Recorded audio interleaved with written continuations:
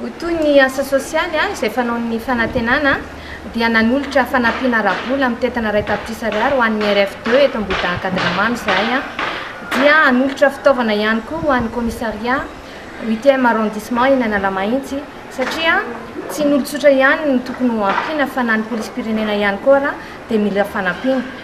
Misy ohatra ny ireo olona izay tena sahirana vao an-tsindry azo lena izay tena mahantra kanefany tsy maintsy tory olona dia tsy maintsy ampiantoana taratasy izy ireny ohatra dia noho izay indrindra no anoloranay taratasy papier velin maromaro papier carton chemise sy ny sisa. Dia ankoatran'izay dia tsy adinonay ihany koa ny gasoil omena ny polisy-pirenena satria fantatritsika tsara fa manao fitiliana andro aman'alina izy ireo.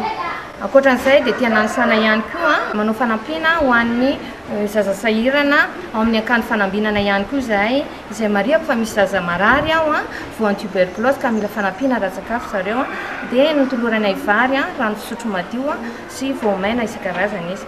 Dia tsy adinonay ihany koa ny ankany fihavanantsika izay mitady fanampiana ara-pitaovam-pianarana ho an'ireo zaza tena sahirana. Ny filamatray moa dia ny hoe miaro sy manazoa vahoaka hatrany.